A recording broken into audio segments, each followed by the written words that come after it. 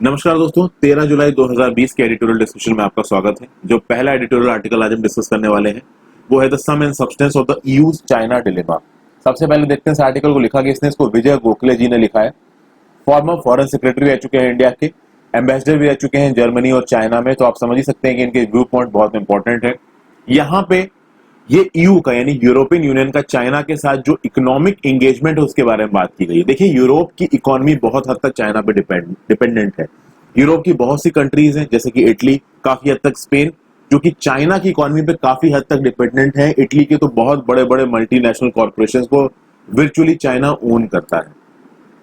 तो ईयू की कंट्रीज का चाइना के साथ तगड़ा आप कह सकते हैं इकोनॉमिक एंगेजमेंट है। लेकिन अभी इस कोरोना के पैंडेमिक के बाद चीजें बदल रही हैं, और कोरोना के पैंडेमिक से पहले कुछ 6 महीने या 1 साल पहले चले जाइए तो भी कुछ चेंजेस आ रहे थे उस व्यू पॉइंट में जिस व्यू पॉइंट से ईयू चाइना को देखता है।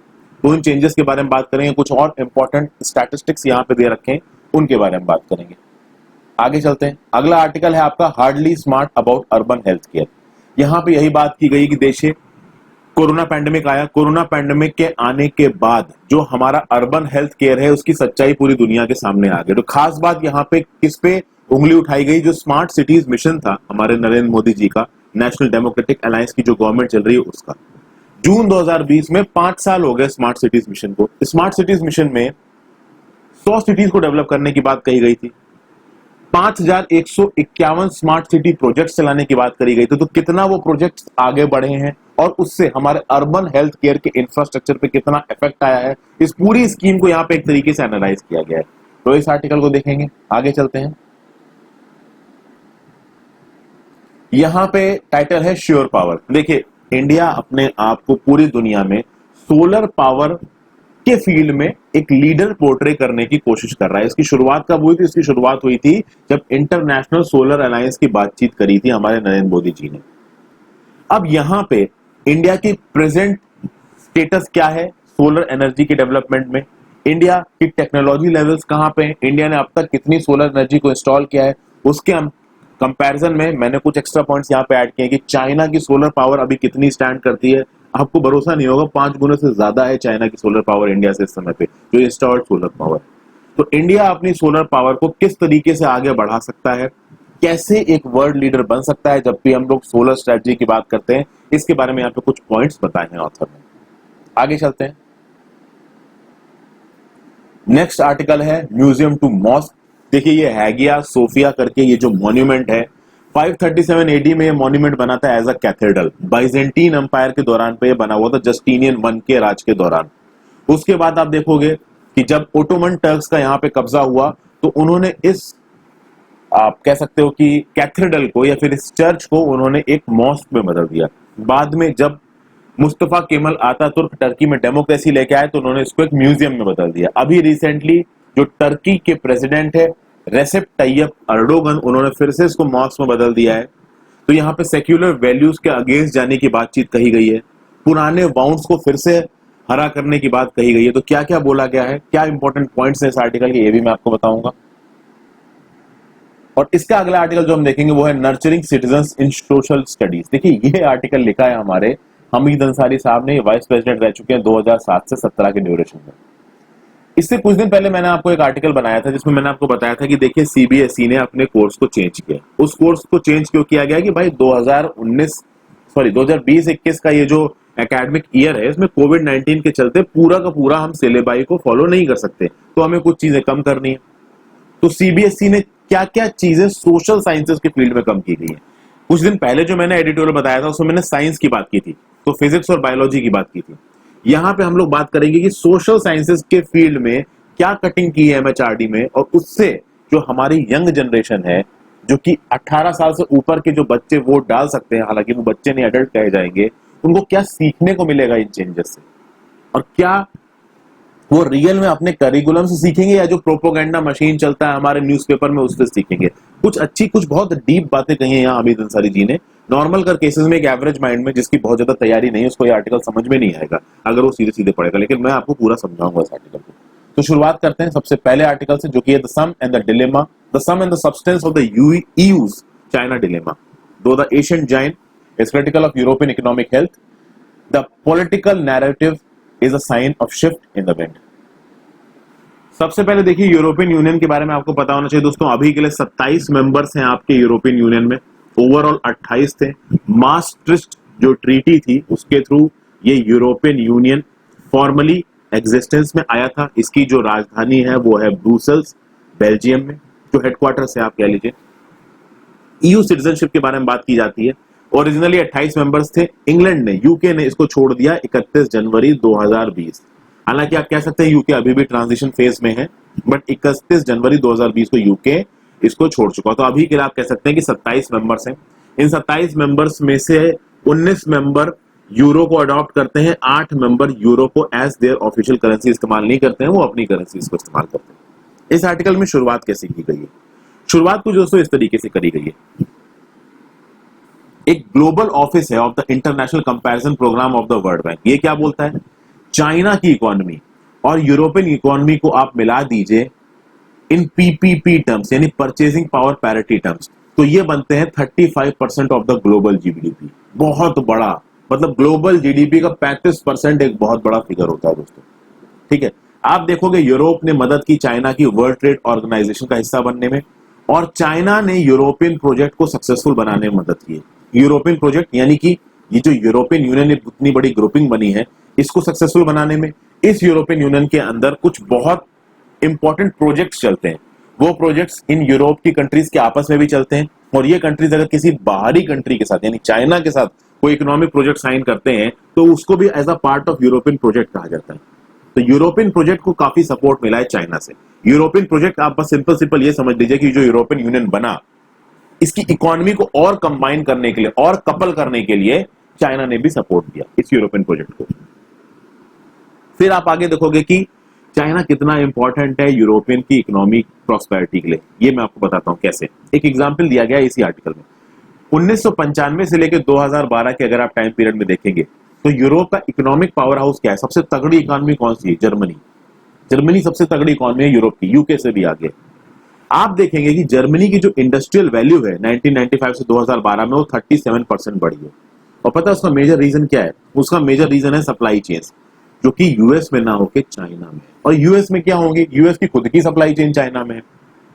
सप्लाई चेन यहाँ पे इकोनॉमी में बहुत इंपॉर्टेंट हिस्सा बनती है दोस्तों। क्या होता है, जब भी आप किसी कंट्री में किसी इंडस्ट्री को सेटअप करते हो, किसी फैक्ट्री को सेटअप करते हो, तो उस फैक्ट्री को सेटअप करने में बहुत सारे एनवायरमेंटल लॉज होते हैं, लेबर लॉज होते हैं, पॉलिटिकल अप्रूवल्स होते हैं। आप देखिए इंडिया में कितने सारे इंडस्ट्रियल प्रोजेक्ट्स लगने की बात हुई, लेकिन लोगों के अपोजिशन के चक्कर में वो बंद हो गए। पॉस्को स्टील प्लांट याद है ना, मारुति नैनो का प्लांट लग रहा था वेस्ट बंगाल में, याद है ना। कितने सारे इंडस्ट्रियल प्लांट्स हमारे देश में नहीं लग पाए इन बवालों के चलते। तो ऑब्वियस सी बात है। प्लस जब भी कोई इंडस्ट्रियल प्लांट लगता है तो उसमें इंफ्रास्ट्रक्चर चाहिए, उसमें स्किल्ड लेबर चाहिए। तो यूएसए को, जर्मनी को चाइना में वो इंफ्रास्ट्रक्चर मिला है, चाइना में वो स्किल्ड लेबर मिला है। चाइना में किसी तरीके की डेमोक्रेसी तो है नहीं, तो चाइना जैसे ही बोल देता है कि हाँ भाई, चाइना की गवर्नमेंट रूलिंग पार्टी जैसे ही बोल देती है कि इस जगह पे ये प्लांट लगेगा और ऐसे काम किया जाएगा, लोग फटाफट काम करने लगते हैं। किसी भी तरीके का कोई प्रोटेस्ट वहां पे होता नहीं। तो लेबर लॉज वहां की पार्टी लिखती है, इन्वायरमेंटल लॉज वहां की पार्टी लिखती है। तो किसी भी तरीके की कोई प्रॉब्लम नहीं आती रेगुलेटरी अप्रूवल में। तो दुनिया भर की सप्लाई लाइन चाइना पहुंच गई, इंडिया में उतनी नहीं पहुंच पाई, बाकी साउथ ईस्ट एशियन में इतनी नहीं पहुंच पाई। तो जर्मनी देख लीजिए, यूनाइटेड स्टेट्स देख लीजिए, जापान देख लीजिए, और भी दुनिया की कंट्रीज देख लीजिए जिनकी सबकी सप्लाई लाइन आपकी चाइना में। तो ये सब हो गया आपके चाइना पे डिपेंडेंट। अब यहाँ पे एक स्टेटमेंट आया 9 जून को। ये स्टेटमेंट आया है जोसेफ बोरेल फॉन्टेलेस के थ्रू। ये नाम आपको याद करने की जरूरत नहीं है, इस आर्टिकल में लिखा हुआ है। ये यूरोपियन यूनियन के हाई रिप्रेजेंटेटिव है foreign affairs and security policy के। इन्होंने क्या बोला कि भाई देखिए, चाइना इज नो डाउट अ की ग्लोबल प्लेयर एंड हमको यूरोपियन यूनियन को मतलब चाइना के साथ एंगेज करना होगा। तो जैसे ही जोसेफ बोरेल फॉन्टेलेस ने स्टेटमेंट दिया, पूरी दुनिया को ये लगा कि भाई यूरोपियन यूनियन चाइना के साथ एंगेज करेगा, कोरोना पैंडेमिक से उनकी एंगेजमेंट पे कोई फर्क नहीं आएगा। लेकिन ऑथर ये बताने की कोशिश कर रहा है कि ऐसा नहीं है दोस्तों। कोरोना पैंडेमिक के शुरू होने से पहले ही मार्च 2019 में ईयू कमीशन ने एक रिपोर्ट पब्लिश की थी जिसका टाइटल था स्ट्रेटेजिक आउटलुक। अब आप बोलोगे कि भाई ये ईयू कमीशन क्या है? तो देखिए, यूरोपियन यूनियन के गवर्नेंस स्ट्रक्चर को आप देखो अगर, तो सबसे पहले आपको यूरोपियन काउंसिल मिल रही है जिसका समिट होता है। इसके अंदर क्या क्या चीजें नजर आ रही है? यूरोपियन पार्लियामेंट नजर आ रही है, काउंसिल ऑफ द ईयू नजर आ रही है, यूरोपियन कमीशन नजर आ रहा है। इस यूरोपियन कमीशन की बात मैं कर रहा हूं। वैसे तो बहुत चीजें दिख रही है, European central bank, court of justice, court of arbitrators, economic and social committee, agencies है बहुत सारी इसके अंदर, यूरोपियन इन्वेस्टमेंट बैंक। तो ये सब इसका गवर्नेंस सिनारियो है दोस्तों, गवर्नेंस हायरार्की है जिसमें यूरोपियन कमीशन एक इंपॉर्टेंट रोल प्ले करता है। तो यूरोपियन कमीशन ने यहाँ पे एक रिपोर्ट निकाली। देखते हैं भाई यूरोपियन कमीशन की रिपोर्ट क्या है। इस रिपोर्ट का टाइटल था स्ट्रेटेजिक आउटलुक। इस स्ट्रेटेजिक आउटलुक में यूरोपियन कमीशन ने चाइना को क्या बोला? यूरोपियन कमीशन ने चाइना को बोला, अ कोऑपरेटिव पार्टनर, एक ऐसा पार्टनर जो हमारे साथ इकोनॉमी में कोऑपरेट कर रहा है, अच्छी बात है। एन इकोनॉमिक कॉम्पिटिटर, ये हमारे साथ इकोनॉमी में कॉम्पीट भी कर रहा है, चलिए ये भी अच्छी बात है। कॉम्पिटिशन जरूरी है दोस्तों, किसी भी चीज में अगर एक्सेल करना है कॉम्पिटिशन होना चाहिए। और साथ साथ अ सिस्टमैटिक राइवल। अब इस तीसरी चीज पे ध्यान दीजिए, अ सिस्टमैटिक राइवल, मतलब यूरोपियन यूनियन ने रिकॉग्नाइज किया है चाइना को एज अ सिस्टमैटिक राइवल। क्यों? क्योंकि चाइना की जो मॉडल ऑफ गवर्नेंस है ना वो बहुत अलग है। यूरोपियन कंट्रीज डेमोक्रेटिक कंट्रीज है, वहां पे लोगों की चलती है, लोग जो कहेंगे सरकारें वही करेंगी। बट यूरोपियन यूनियन ये बोल रहा है कि चाइना एक सिस्टमैटिक राइवल है, क्योंकि China is not a democracy. China की जो मॉडल्स ऑफ गवर्नेंस है वो बहुत ज्यादा मोनोपोलिस्टिक है, वो बहुत ज्यादा एक्सप्लॉयटेटिव है। चाइना का मॉडल ऑफ गवर्नेंस देखिए, चाइना की कंपनीज जाके अफ्रीका में कितना एक्सप्लॉयटेशन करती हैं। श्रीलंका को लोन दिया, हम्बनटोटा पोर्ट छीन लिया, इथियोपिया में आपके अपने ये मिलिट्री बेसिस को सेटअप कर रहे हैं। सॉरी, इथियोपिया नहीं, दिजिबूती, इथियोपिया बोल रहे हैं, दिजिबूती। दिजिबूती को खूब सारा लोन दिया चाइना ने, दिजिबूती लोन चुका नहीं पाया तो दिजिबूती से बोला हमको मिलिट्री बेस बनाने के लिए जगह दो, दिजिबूती को देनी पड़ी। तो आप देखिएगा कि जो चाइना का मॉडल ऑफ गवर्नेंस है वो काफी अलग है, जो कि यूरोपियन यूनियन की जो एथोस है उसके साथ मैच नहीं कर पाएगा। यूरोपियन यूनियन में डेमोक्रेसी है, चाइना एक टोटलिटेरियन रिजाइम। तो आप देखिए ये जो स्ट्रेटेजिक आउटलुक निकला है इसको क्या बोला है? This was a product of a long process of distillation during which the political and security dimensions began to jostle with the economics that had been the primary determinant of China-EU ties for 2 decades। यानी क्या कहा जा रहा है? पिछले 20 सालों से China और ईयू की टाइज की जो सबसे इंपॉर्टेंट कड़ी थी वो थी इकोनॉमिक्स। दोनों की इकोनॉमीज एक दूसरे के साथ जुड़ी हुई थी। तो यूरोप की जो बड़ी बड़ी कंपनीज उनकी सप्लाई लाइंस चाइना में है, चाइना और ईयू की इकोनॉमी तगड़ी तरीके से जुड़ी हुई है। लेकिन प्रॉब्लम यह है कि अब चाइना के साथ जुड़ने में बहुत सारे पॉलिटिकल डायमेंशंस आ रहे हैं, बहुत सारे सिक्योरिटी डायमेंशंस आ रहे हैं। चाइना के जो फॉरेन डिप्लोमेट्स हैं जो कि यूरोपियन कंट्रीज में पोस्टेड हैं, वो पॉलिटिकली बहुत प्रेशर डालते हैं यूरोपियन कंट्रीज के ऊपर। बहुत सारे सिक्योरिटी डायमेंशंस आ रहे हैं। आप देखिए जो 5G टेक्नोलॉजी है, हुआवे जो कंपनी है चाइना की, जो कि आपका यूरोप में नेटवर्क्स लगाना चाहती है, उसके ऊपर स्नूपिंग के चार्जेस लग रहे हैं। कहा जा रहा है कि भाई ये उल्टे सीधे चिप्स डाल के स्नूपिंग करते हैं। तो इस तरीके की चीजें आ रही। तो ऑलरेडी ऐसा नहीं है कि कोरोना के पैंडेमिक के दौरान ही गुस्सा आ रहा है यूरोपियन यूनियन को। कोरोना के पैंडेमिक से पहले ही यूरोपियन यूनियन ने स्ट्रेटेजिक आउटलुक नाम की रिपोर्ट पब्लिश की थी, जिसमें उन्होंने चाइना को एक सिस्टमैटिक राइवल बताया था। उसके आगे क्या बोला गया है कि देखिए चाइना कुछ सब कॉन्स्टिट्यूएंसीज को इंक्लूड कर रहा है। जैसे फॉर एग्जांपल यूरोपियन सब कॉन्स्टिट्यूएंसीज को बनाने की बात कर रहा है 16+1 फॉर्मेट। इस 16+1 फॉर्मेट में सेंट्रल यूरोपियन स्टेट्स हैं, ईस्टर्न यूरोपियन स्टेट्स हैं, फिर नॉर्डिक और साउदर्न यूरोपियंस के साथ भी ये मीटिंग कर रहा है। फिर आप देखिए पीएलए नेवी बाल्टिक सी में आके रशिया के साथ ज्वाइंट एक्सरसाइजेस की दी 2017 में। यूरोपियन कंट्रीज बहुत सारे क्रॉस सेक्टोरल हाइब्रिड थ्रेट्स लेके आ रहा है इंफॉर्मेशन ऑपरेशंस में। आप इसमें कह सकते हो काफी हद तक हुआवे का रोल है। चाइना का जो बिहेवियर है साउथ चाइना सी में वो बिल्कुल भी अच्छा नहीं है। साउथ चाइना सी में और भी कंट्रीज हैं, जैसे कि फिलीपींस हो गया, वियतनाम हो गया, इंडोनेशिया हो गया, जिनका यूरोप के साथ अच्छे रिलेशंस है। जर्मनी में कुछ इंपॉर्टेंट हाई टेक्नोलॉजी कंपनीज को एक्वायर किया चाइना में, जैसे कूका को एक्वायर किया। ग्रीस में की पोर्ट है पिरियस, इसको एक्वायर किया चाइना में। तो इस तरीके की चीजें जो चाइना कर रहा है, इससे यूरोप में रेड फ्लैग्स आ रहे हैं। यूरोप के लोगों को, यूरोप की जो रूलिंग क्लास है उसको ये समझ नहीं आ रहा, उसको ये अच्छा लग नहीं रहा। ऑब्वियस सी बात है किसी को भी नहीं लग रहा है दोस्तों। और ये जो चाइना की इकोनॉमिक प्रैक्टिसेस है ना, ये जो फाइनेंशियल प्रैक्टिसेस है ना, ये उनके स्ट्रेटेजिक मोटिव्स को साफ साफ दर्शाती हैं। पूरी दुनिया देख रही है कि हम्बनटोटा पोर्ट के साथ क्या हुआ है, पूरी दुनिया देख रही है कि दिजिबूती के साथ क्या हुआ, पूरी दुनिया देख रही है कि चाइनीज कंपनी अफ्रीकन कंट्रीज में जाके क्या करती हैं, कैसे वहां के लोगों का शोषण करती हैं। लेकिन जो अफ्रीका में हो रहा है, जो श्रीलंका में हो रहा है, वो यूरोप में नहीं हो सकता। ये बात चाइना को माननी पड़ेगी और ये बात यूरोप को भी धीरे धीरे समझ में आ रही है। तो सीधी सीधी बात ये लग रहा है कि चाइना ये जो ग्रुपिज्म को प्रमोट कर रहा है, देखिए यूरोपियन प्रोजेक्ट क्या बोलता है, ये बोलता है कि जो 28 कंट्रीज है, जो कि अब 27 हो चुके हैं, इंग्लैंड छोड़ चुका है, इन 27 कंट्रीज को एक एंटिटी मानिए। चाइना क्या करता है कि इन 27 कंट्रीज को एक एंटिटी ना मान के इनके बीच की कुछ कंट्रीज की ग्रुपिंग बना रहा है, जैसे 16+1 ग्रुपिंग, जिसके साथ ये ज्यादा एक इफेक्टिव, ज्यादा बेनिफिशियल डील साइन कर सके। तो ऑब्वियसली बात है 16+1 में जो इफेक्टिव कंट्रीज हैं, जैसे कि फ्रांस हो गई, जर्मनी हो गई, उन लोगों को ये सब बातें पसंद नहीं आएंगी। एक सिंगल यूरोपियन एंटिटी को तोड़ने का स्टैंस नजर आ रहा है चाइना का। हालांकि ये अभी भी फॉर्मल नहीं हुआ है, बट चाइना के एक्शन साफ साफ ये बताते हैं। चाइना देखिए जो भी करता है धीमे धीमे करता है, तुरंत थोड़ा कोई चीज करेगा। उसके बाद देखिए और भी बहुत सी चीजें हो रही हैं अभी रिसेंटली। इस आर्टिकल में एक और चीज बोली गई कि देखिए 2020 के फर्स्ट हाफ में, अभी ऑलमोस्ट 6 महीने बीत रहे हैं 2020 के, तो यहां पे जो चाइना ने किया इसके चलते काफी गुस्सा उठ रहा है यूरोप में। चाइना देखिए क्या कर रहा है, चाइना और रशिया मिलके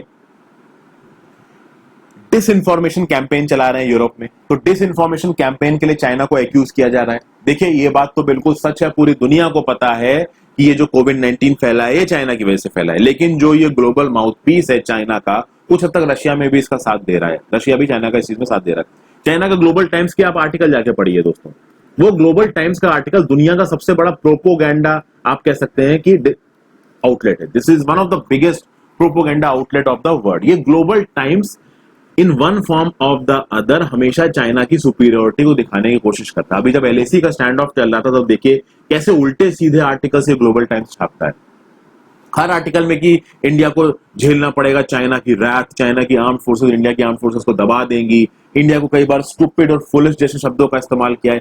किसी भी तरीके की फॉर्मल लैंग्वेज नहीं आती इस ग्लोबल टाइम्स को, प्रोपोगेंडा चलाता है। और ये प्रोपोगेंडा ग्लोबल टाइम्स ना केवल इंडिया के साथ चलाता है, यूएसए के साथ भी चलाता है, यूरोप के साथ भी चलाता है। तो यूरोप के लोगों को भी अपना प्रोपेगेंडा दिखाने के लिए उल्टे सीधे आर्टिकल छापे जाते हैं ग्लोबल टाइम्स में।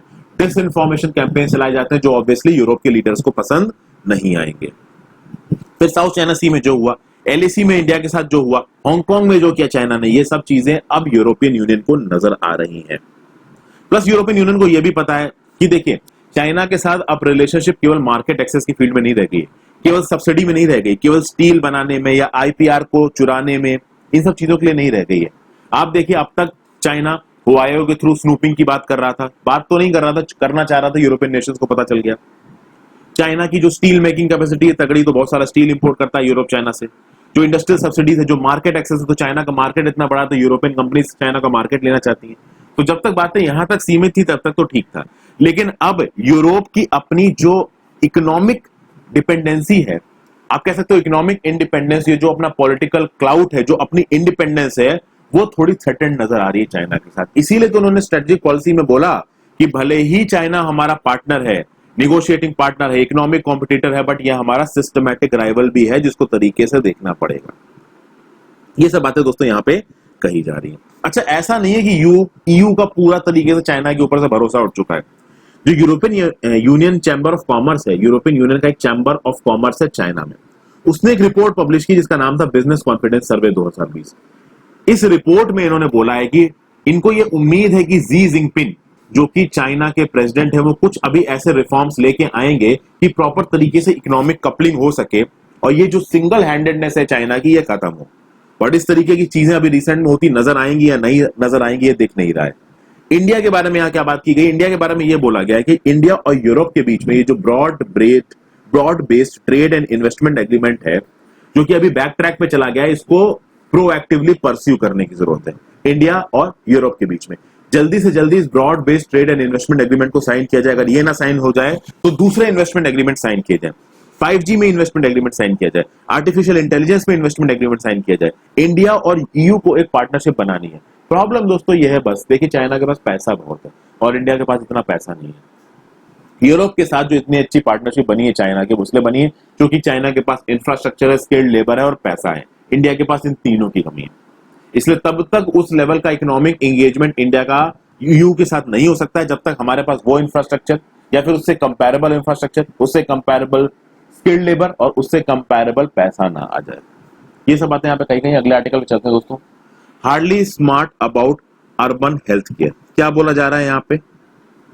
देखिए कुछ बहुत इंपॉर्टेंट बातें यहाँ पे कही गई हैं और खासकर जो हमारे मोदी जी का स्मार्ट सिटीज मिशन है ना, उसके ऊपर उंगली उठाई गई है।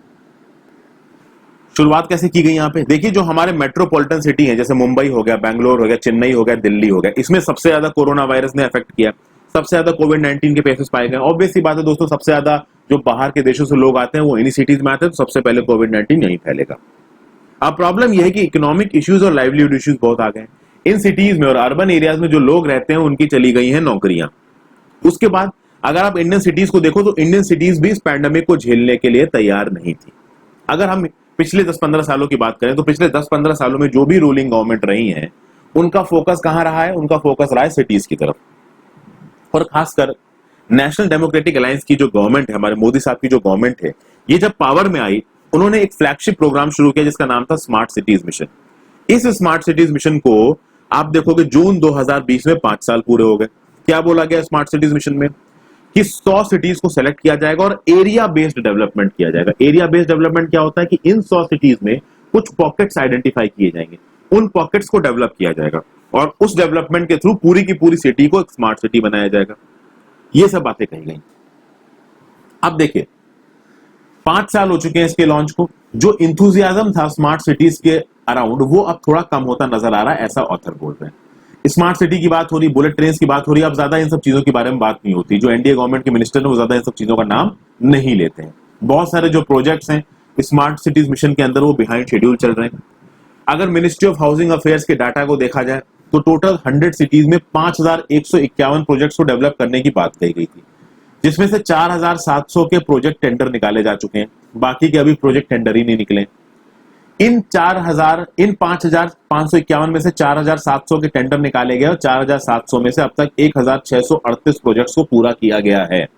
टोटल अगर एक्सपेंडिचर की बात की जाए तो यह कहा गया था कि इन 100 सिटीज को डेवलप करने के लिए 2,05,000 करोड़ का एलोकेशन किया गया था, लेकिन अब तक केवल 26,700 करोड़ वर्थ के प्रोजेक्ट्स को ही कंप्लीट किया गया। यानी हम लोग बहुत ज्यादा बिहाइंड शेड्यूल चल रहे हैं।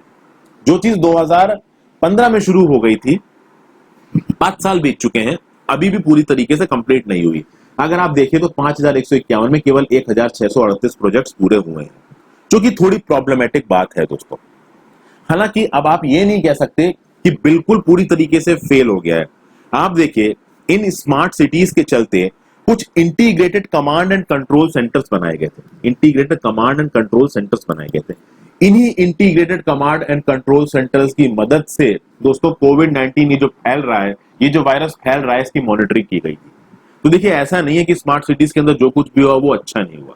प्रॉब्लम यह है कि हेल्थ के फील्ड में अच्छा नहीं हुआ। देखते हैं कैसे। इस स्मार्ट सिटीज मिशन में 5000 से ज्यादा प्रोजेक्ट्स हैं। आप देखिए 5000 प्रोजेक्ट्स में से केवल 69 प्रोजेक्ट्स ऐसे हैं जो हेल्थ इंफ्रास्ट्रक्चर से डील करते थे, जिनके लिए ओवरऑल पैसा अलॉट किया गया था 2112 करोड़। अब देखिए कहां दोस्तों टोटल अलॉटमेंट 2,05,000 करोड़ का, और कहां केवल 2112 करोड़ हेल्थ इंफ्रास्ट्रक्चर के लिए अलॉट किया गया। आप देखिए only approximately 1% of the total allotment was for health infrastructure. तो आप बोलोगे कि यार ये पूरे मिशन में आपने हेल्थ पे तो ध्यान दिया ही नहीं। तो यहां पे अब कुछ लोग ये बोलेंगे कि भाई स्मार्ट सिटी का मतलब हेल्थ वाली सिटी की बात नहीं होती, स्मार्ट सिटी का मतलब टेक्नोलॉजी की बात होती है।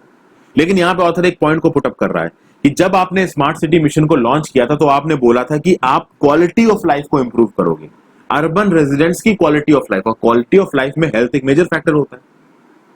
अब यहां पे अगर आप गवर्नमेंट से पूछोगे तो गवर्नमेंट एक लॉजिकल बात बोल सकती है कि देखिए अगर आप हेल्थ की बात करो, पब्लिक हेल्थ की बात करो, तो ये पब्लिक हेल्थ होता है किसका फंक्शन?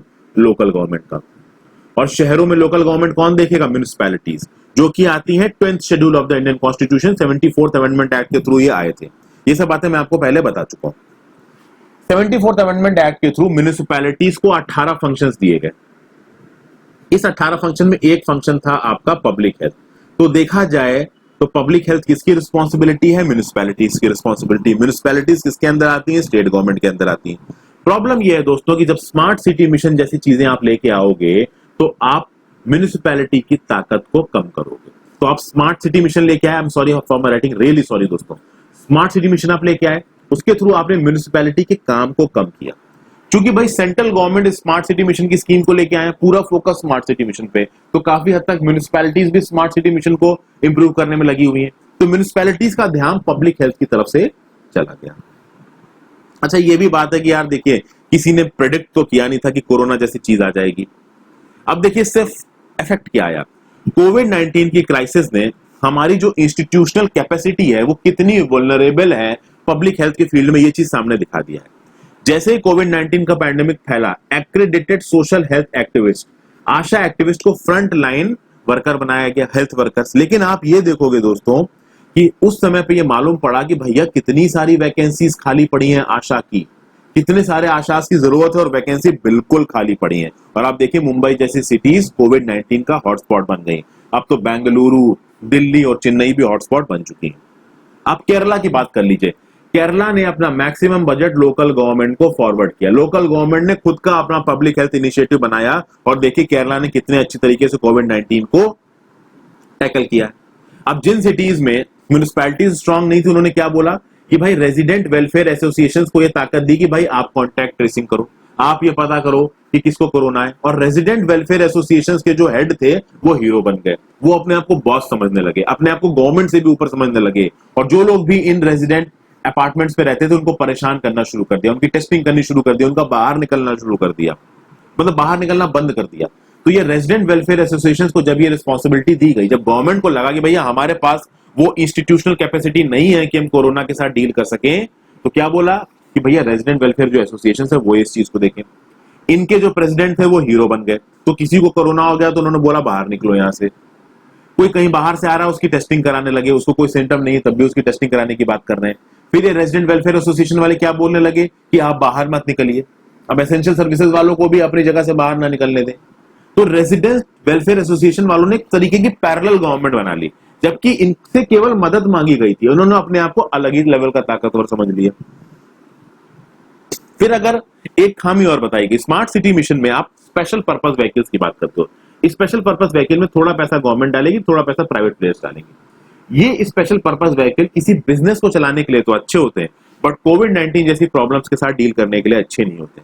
कोविड 19 जैसी प्रॉब्लम्स के साथ डील करने के लिए आपको नेशनल अर्बन लाइवलीहुड मिशन को स्ट्रॉन्ग करना पड़ेगा, आपको नेशनल अर्बन हेल्थ मिशन को स्ट्रॉन्ग करना पड़ेगा, जो कि स्ट्रॉन्ग नहीं हुआ। यहां पे एक और बात कही गई है कि अब एक अर्बन एम्प्लॉयमेंट गारंटी प्रोग्राम चलाने की जरूरत है। जैसे मनरेगा चलता है ना रूरल एरियाज में, उसी तरीके से एक national urban employment guarantee programme चलना चाहिए। केरला में ऑलरेडी एक ऐसी स्कीम 2010 से चल रही है। कोरोना के पैंडेमिक के बाद ओडिशा, हिमाचल प्रदेश और झारखंड जैसे राज्यों ने भी इस तरीके की स्कीम्स को पायलट बेसिस पे शुरू किया गया। जरूरी है कि सेंट्रल गवर्नमेंट एक पैन इंडिया बेसिस पे इस तरीके की स्कीम को लेके आए। आगे चलते हैं, श्योर पावर की बात की गई है, इंडिया की सोलर स्ट्रेटेजी की यहाँ पे बात की जा रही है। इसमें देखिए दोस्तों क्या कहा जा रहा है, देखिए अभी अभी कुछ हुआ था रीवा में। हुआ क्या दोस्तों, जो हमारे प्रधानमंत्री जी थे वो रीवा गए। रीवा मध्य प्रदेश में उन्होंने 750 मेगावाट का एक फोटोवोल्टेइक जो प्रोजेक्ट था सोलर एनर्जी का, इसको शुरू किया और वहां पे उन्होंने एक अच्छी सा भाषण दिया। आप देखिए अभी के लिए अगर इंडिया की सोलर कैपेसिटी की बात की जाए तो इंडिया की जो इंस्टॉल्ड सोलर कैपेसिटी है वो है 35 गीगावाट। और कोविड 19 के पैंडेमिक को ध्यान में रखते हुए अगर बोला जाए कि 2024 तक कितना सोलर कैपेसिटी आने वाली, तो आप कह सकते हैं 50 गीगावाट और आ सकता है। तो 50 गीगावाट प्लस 35 गीगावाट क्या हो गया, 85 गीगावाट। तो कहा जा रहा है कि सब कुछ सही रहा, टाइम पे रहा, तो मैक्सिमम 2024 तक हम लोग 85 गीगावाट की इंस्टॉल्ड सोलर कैपेसिटी को ले आएंगे। हमारा टारगेट क्या था कि 2022 तक 100 गीगावाट की इंस्टॉल्ड सोलर पावर हो, जो कि अब तो हो नहीं सकता। ठीक है, हमारी जो डोमेस्टिक सेल मैन्युफैक्चरिंग कैपेसिटी है वो है 3.1 गीगावाट। तो मतलब हम लोग एक साल में लगभग 3.1 गीगावाट की जो फोटोवोल्टेइक सेल्स हैं उनको मैन्युफैक्चर कर सकते हैं। तो ऑब्वियस सी बात है, फोटोवोल्टेइक सेल को मैन्युफैक्चर करने के लिए हम लोग के पास ओवरऑल एफिशिएंट कैपेसिटी है नहीं। आप देखिए 50 गीगावाट भी अगले 4 साल में बनाना हो तो प्रति ईयर 12.5 गीगावाट चाहिए, लेकिन हम फोटोवोल्टेइक सेल बना सकते हैं केवल 3.1 गीगावाट के। इन फोटोवोल्टेइक सेल्स को बनाने में भी बहुत सारा एलिमेंट, बहुत सारे इनपुट्स चाइना से इंपोर्ट होते हैं। तो चाइना पे हमारा रिलायंस बहुत ज्यादा है। अब चाइना के साथ जो बवाल चल रहा है उसके चलते चाइना पे रिलायंस कम करना है। चाइना पे रिलायंस कम करना है तो हमें एक एग्रेसिव ऑफिशियल पॉलिसी को फॉलो करना पड़ेगा। एक सेकंड के लिए आपको एक बात बताऊं दोस्तों, अगर आप चाइना के सोलर इंस्टॉलेशंस देखोगे आपके होश उड़ जाएंगे। Q1 ऑफ 2019 के खत्म होते चाइना के पास 179 गीगावाट की इंस्टॉल्ड कैपेसिटी थी सोलर पावर की, और सोचिए हमारे पास अभी केवल 35 गीगावाट है। और 2024 तक सब कुछ ठीक रहा तो 85 गीगावाट होगी, और चाइना से इंपोर्ट आने बंद हो गए तो 85 गीगावाट किसी भी हाल में होती नजर नहीं आ रही है। और चाइना के पास ऑलरेडी 2019 के फर्स्ट क्वार्टर में 179 गीगावाट थी, अब तक तो चाइना के पास ज्यादा ही होगी। तो इससे आपको यह मालूम पड़ रहा है कि किस हद तक अभी हम लोग सोलर कैपेसिटी में पीछे हैं। अगर आप चाइना की बात करो तो चाइना ने अपनी मैन्युफैक्चरिंग कैपेबिलिटी को 1990 से बढ़ाना शुरू किया। 1990 में चाइना की मैन्युफैक्चरिंग कैपेबिलिटी थी वो इंडिया की तरह ही थी। उसके बाद देखोगे चाइना ने किस तरीके से अपनी कंपनीज को गवर्नमेंटल सपोर्ट दिया है। आप देखिए क्या है, देखिए चाइना में जो कंपनीज आज की डेट में इतनी बड़ी हुई है ना दोस्तों, वो गवर्नमेंट के सपोर्ट के बिना बड़ी नहीं हुई है। अगर इंडिया की कंपनीज को इतना ही बड़ा होना है, ग्लोबल लीडर बनना है, तो गवर्नमेंट का सपोर्ट देना पड़ेगा। लेकिन गवर्नमेंट उल्टा सपोर्ट वापस खींच रही है। तो ड्रॉबैक स्कीम को बंद कर दिया गवर्नमेंट ने आज से 2 साल पहले। एमईआईएस की स्कीम में भी बंद करी। तो देखिए इंसेंटिव जो थे एक्सपोर्टर्स को, जो डायरेक्ट इंसेंटिव्स थे, वो कम जा रहे हैं एक्सपोर्टर्स के पास। उन इंसेंटिव्स को बढ़ाने की जरूरत है। प्लस हमें जरूरी यह है कि हम दुनिया भर की कंट्रीज के साथ कुछ ट्रेड एग्रीमेंट साइन करें जिससे हम क्रिटिकल रॉ मटेरियल्स को इंपोर्ट कर सकें, क्योंकि चाइना ने भी दुनिया भर की टॉप टेक्नोलॉजीज को एक्वायर किया, क्रिटिकल रॉ मटेरियल्स को इंपोर्ट किया, जैसे कि पॉलीसिलिकॉन। आज की डेट में चाइना जो इतना बड़ा मैन्युफैक्चरिंग हब बन के बैठा है और वो सोलर पावर का भी मैन्युफैक्चरिंग हब है, वो कैसे बना? उसने अपनी कंपनीज को सपोर्ट किया, साथ साथ रॉ मटेरियल्स को इंपोर्ट किया बाहर की कंट्री से, बाहर की कंट्री से मैंडेटरी टेक्नोलॉजी को ट्रांसफर किया अपने पास। और सबसे पहली बात यह है, बाहर की कंट्रीज को यह बताया कि आप हमारे मार्केट में आइए, हमारे मार्केट का फायदा उठाइए। इंडिया के पास भी एक बड़ा मार्केट है, बट इंडिया चाइना में इंफ्रास्ट्रक्चर की कमी आती है, स्किल्ड लेबर की कमी आती है, रेगुलेटरी क्लियरेंसेस की कमी आती है। इंडिया में एनवायरमेंटल क्लियरेंसेस, लेबर लॉज बहुत स्ट्रिक्ट हैं, चाइना में ऐसा कुछ भी नहीं है। इसलिए इंडिया चाइना से मात खा जाता है इन चीजों में। तो करा जाए तो करा क्या जाए? तो सबसे पहले इंडिया को करना क्या चाहिए भैया? फैसिलिटी सेटअप करनी चाहिए और अपनी फैक्ट्रीज को, अपनी कंपनीज को लो कॉस्ट फाइनेंसिंग दीजिए, जो कि कुछ हद तक इंडिया कर भी रहा है। ठीक है, चाइना के राइज में ये बहुत बड़ी चीज रही है। फैसिलिटीज को उन्होंने सेटअप किया, मैन्युफैक्चरिंग फैसिलिटीज को लो कॉस्ट फाइनेंसिंग दी है। अब देखिए मैन्युफैक्चरिंग फैसिलिटीज इंडिया में सेटअप हो रही है, नहीं हो रही है, वो तो धीमे पेस से हो रही है, बट हाँ बड़े बड़े जो कंपनीज है उनको लो कॉस्ट फाइनेंसिंग तो दी जा रही है, बट अभी भी चाइना के लेवल पे हम पहुंच नहीं पाए। ठीक है, फिर हमको नई टेक्नोलॉजीज को इम्बाइब करना है, जैसे कि aesthetic photovoltaic windows, roof tiles for building, multi role urban structures, greater use of residential and commercial buildings to deploy more panels. इस तरीके की चीजों को हमें फॉरवर्ड करना पड़ेगा अगर हमको सोलर मैन्युफैक्चरिंग में अपने आप को आगे बढ़ाना है। बात यह है कि एक स्ट्रेटेजिक शिफ्ट लाना पड़ेगा। उस स्ट्रेटेजिक शिफ्ट के चलते हमको एक सीधे कॉम्पिटिटिव डोमेस्टिक मैन्युफैक्चरिंग को प्रमोट करने के लिए अपनी कंपनीज को एड देने होंगे। लेकिन जब ये एड हम देंगे, हम बहुत सारे इंटरनेशनल ऑर्गेनाइजेशंस में खींचे जाएंगे, WTO में हमारे खिलाफ केस चल सकते हैं और बहुत सी चीजें हो सकती हैं। तो ये जो रास्ता है ये आसान नहीं है, ये कांटों से भरा हुआ है, बट चलना तो पड़ेगा ही अगर चाइना के साथ कंपीट करना है तो। आगे बात करते हैं म्यूजियम टू मॉस्क।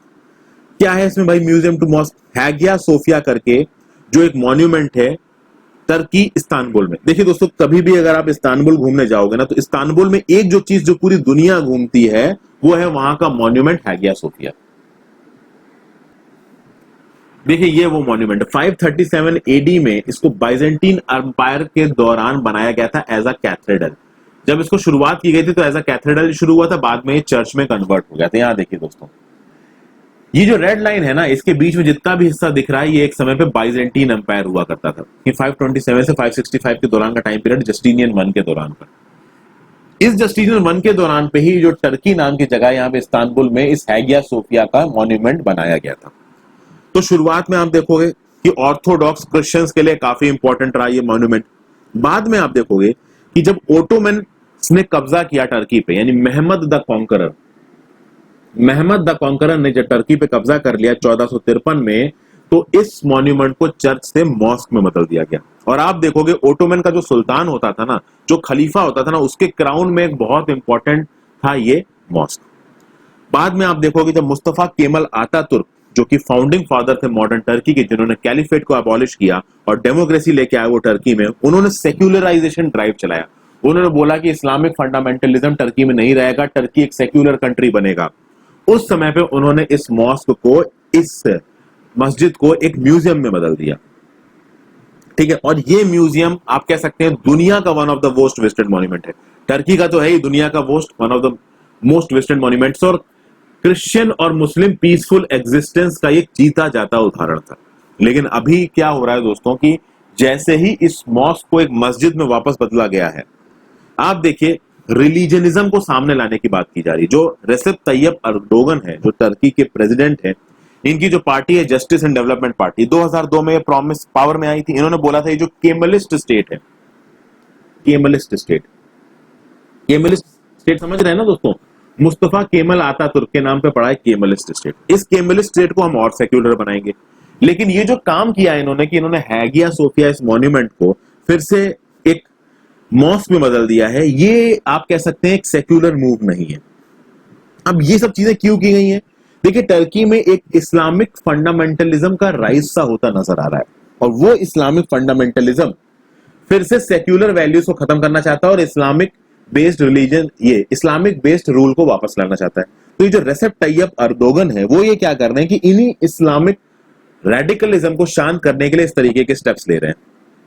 अब ऐसा नहीं है कि पॉलिटिकली ये जो रेसेप तैयब अर्दोगन है ये बहुत जीत रहे हैं। जब अभी इस्तांबुल के इलेक्शंस हुए, अंकारा के लोकल इलेक्शंस हुए, इस्तांबुल के लोकल इलेक्शंस हुए, तो उसमें जो एके पार्टी थी, रेसेप तैयब अर्दोगन की जो पार्टी थी, वो हार गई। अब एक्चुअली में हैगिया सोफिया को फिर से मॉस्क बनाने से कितना फायदा होगा डोमेस्टिक पॉलिटिक्स में रेसेप तैयब अर्दोगन को, ये तो नहीं कहा जा सकता। लेकिन इसका जो टाइटल है इसको समझिए, Turkey's reopening old religious wounds by changing the status of Hagia Sophia. Turkey की जो इस समय पे आप कह सकते हैं पॉलिटी है दोस्तों, वो काफी हद तक कैसी है, काफी हद तक सेक्युलर पॉलिटी है। उस सेक्युलर पॉलिटी को आप फिर से रिलीजन के बेस पे मोल्ड कर रहे हो, ये इस आर्टिकल में कहा जा रहा है, जो कि सही नहीं है। तो ये इस आर्टिकल में बोला गया है दोस्तों। अब बदल तो इसके स्टेटस को दिया ही गया है, आगे क्या होगा वो तो अब समय पे ही पता चलेगा। आगे चलते हैं। ये आर्टिकल बहुत इंपॉर्टेंट हो जाता है, नर्चरिंग सिटीजंस इन सोशल स्टडीज। सबसे खास बात यह कि इंपॉर्टेंट है क्यों? इंपॉर्टेंट इसलिए कि इसको लिखा है हमीद अंसारी जी ने। ये हमारे वाइस प्रेसिडेंट रह चुके हैं 2007 से लेकर 2017 के टाइम पीरियड में। यहां पे क्या हुआ कि जो ministry of human resource development है ना, उसने अभी अपने सिलेबस को बदला है, और इस सिलेबस को बदल के उन्होंने सोशल साइंस का जो करिकुलम है क्लास 9 से लेकर 12 तक का, उसमें 30% जो करिकुलम है उसको काटा है। अब देखिए यहां पे कहा क्या जा रहा है, इस पूरे टेक्स्ट को पढ़िए, इंपॉर्टेंट है। The central board of secondary education on its website indicates 9 salient features for senior secondary school curriculum class 11th and 12th for the year 2020-21. It mentions that the curriculum strives to promote ample scope for physical, intellectual, and social development of students. The curriculum also strives to uphold constitutional values such as socialism, secularism, democracy, republican character, justice, liberty, equality, fraternity, blah blah blah, encouraging value-based learning activities. अब देखिए आगे, with some abridgments, abridgments की जिसकी मतलब नहीं पता है, abridgments मतलब कुछ रिडक्शन करना, कुछ कम करना, कुछ काटना छाटना। तो कुछ abridgments किए गए हैं, उस एब्रिजमेंट के चलते भी जो फीचर्स हैं वो हमारे प्रियम्बल में जो भी वैल्यूज हैं उनको रीइटरेट करते हैं। लेकिन दोस्तों यहां पे हमीद अंसारी जी क्या बोल रहे हैं, item 4 of the salient features says the curriculum strives to nurture life skills by prescribing curricular and co curricular activities to improve self esteem, empathy towards different cultures. यहां देखिए डिफरेंट कल्चर्स आया है, इस डिफरेंट कल्चर्स पर focus करिए। फिर आगे देखते हैं, फंडामेंटल ड्यूटीज को मेंशन नहीं किया गया लेटेस्ट करिकुलम में, ऐसा हमीद अंसारी जी का बोलना है। और फंडामेंटल ड्यूटीज क्या बोलती हैं? To value and preserve the rich heritage of our composite culture. तो फंडामेंटल ड्यूटीज में बात की गई है कंपोजिट कल्चर की, और जो सीबीएसई ने ये जो एब्रिजमेंट किए हैं उसमें बात की गई है डिफरेंट कल्चर्स की। तो हमीद अंसारी जी बोल रहे हैं कि ये जो डिफरेंट कल्चर आप बोल रहे हो और ये जो कंपोजिट कल्चर बोल रहे हो, क्या ये अलग है? देखिए यहाँ पे क्या बोल रहा है Hamid Ansari, are different culture synonymous with our composite culture. कहने का मतलब यह है कि प्रेम्बल में कंपोजिट कल्चर की बात की गई है, और हमारा ये जो चेंजेस किए गए इसमें बोला गया एम्पैथी टुवर्ड्स डिफरेंट कल्चर। इस डिफरेंट कल्चर को कंपोजिट कल्चर के साथ आप कैसे कंपीट कर रहे हो, कैसे बैलेंस कर रहे हो, ये हमीद अंसारी जी ने गवर्नमेंट से सवाल उठाया है। प्रॉब्लम ये है दोस्तों कि देखिए हमीद अंसारी जी एक्चुअली में यहाँ कहना क्या चाह रहे हैं, हमीद अंसारी जी एक्चुअली में ये कहना चाह रहे हैं कि आप सोशल साइंस के सिलेबस को बदल दो।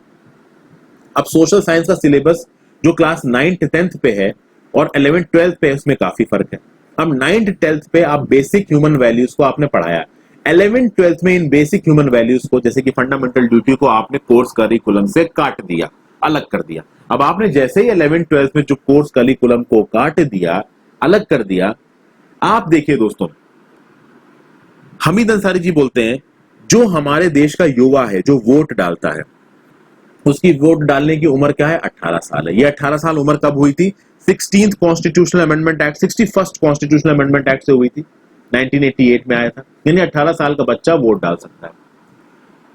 12वीं क्लास जब बच्चा क्लास करके निकलता है पास, तो 16-17 साल की उसकी एवरेज उम्र होती है। अब एक 16-17 साल का बच्चा क्या सीखेगा? वो या तो वो सीखेगा जो उसकी 11वीं और 12वीं की किताब में लिखा हुआ है, और 11वीं और 12वीं की किताब में फंडामेंटल ड्यूटी जैसी चीजों को आपने कोर्स करिकुलम से हटा दिया। ये अलग बात थी कि गवर्नमेंट बोल रही कि 9th और 10th में वो सब चीजें हैं, बट 11th 12th के सिलेबस से आपने उसको हटा दिया। अब 9th 12th के दौरान जो एक बच्चे की मेंटल थॉट प्रोसेस होता है और 11वीं 12वीं के दौरान जो एक बच्चे का मेंटल थॉट प्रोसेस होता है बहुत अलग होता है। 11वीं 12वीं के दौरान बच्चा जो पढ़ता है वो ज्यादा सीखता है, 9वीं 10वीं के दौरान जो पढ़ता है उससे ज्यादा वो 11वीं 12वीं के दौरान सीखता है। और 11वीं 12वीं के दौरान आपने फंडामेंटल ड्यूटीज जैसी बेसिक चीज को हमारे करिकुलम से हटा दिया, तो ये 16-17 साल के बच्चे को पता ही नहीं चल पाएगा कि फंडामेंटल ड्यूटीज थी क्या। और इन्हीं फंडामेंटल ड्यूटीज को समझ के ही तो वो 18 साल की उम्र पे जाके वोट डालेगा। आपने 16-17 साल की उम्र पे जो चीज उसको सिखानी थी उसको कोर्स करिकुलम से काट दिया कोरोना के नाम पे। ये आपने गलत किया। अब एक 16-17 साल का बच्चा जो कि कोर्स करिकुलम 11वीं 12वीं के दौरान फंडामेंटल ड्यूटी और इस तरीके की और चीजों को नहीं समझ पाएगा, तो वो वोट कैसे डालेगा? वो क्या सीखेगा? वो सीखेगा जो न्यूज चैनल्स दिखा रहे हैं, और न्यूज चैनल्स प्रोपोगेंडा फैला रहे हैं। देखिए हमारे देश के भी जो न्यूज चैनल्स है ना, मीडिया आउटलेट है ना, काफी हद तक बहुत से मीडिया आउटलेट्स प्रोपोगेंडा फैलाते हैं। ये प्रोपोगेंडा रूलिंग पार्टी ही प्रमोट करती है। कुछ हद तक दुनिया भर के सारे देश प्रोपोगेंडा फैलाते हैं, हमारा देश भी फैलाता है, कोई बड़ी बात नहीं दोस्तों। तो अगर 11वीं 12वीं में करिकुलम की चीजें बच्चे नहीं पढ़ेंगे तो बच्चे करेंगे क्या? बच्चे इस न्यूज चैनल को देख के प्रोपोगेंडा सीखेंगे। प्रोपोगेंडा सीखेंगे तो 18 साल की उम्र के बाद जब वो जाके वोट डालेंगे तो वो क्या सीखेंगे? वो समझ ही नहीं पाएंगे कि हमारे देश की, हमारी कॉन्स्टिट्यूशन की बेसिक एथोस क्या है, बेसिक प्रिंसिपल क्या है। उन बेसिक प्रिंसिपल को करिकुलम के थ्रू समझाना है, ना कि उस प्रोपोगेंडा के थ्रू जो कि हमारे मीडिया चैनल्स पे चलता है। और ये चीज ड्राफ्ट नेशनल एजुकेशन पॉलिसी जो कि 2019 में आई थी ना, उसके एथोस के भी अगेंस्ट है। ये सब बातें दोस्तों यहाँ पे कही जा रही हैं। और भी बहुत से, जैसे कि बीजेपी की संकल्प पत्र की बात की गई 2019 जनरल इलेक्शन, वो इंपॉर्टेंट नहीं है।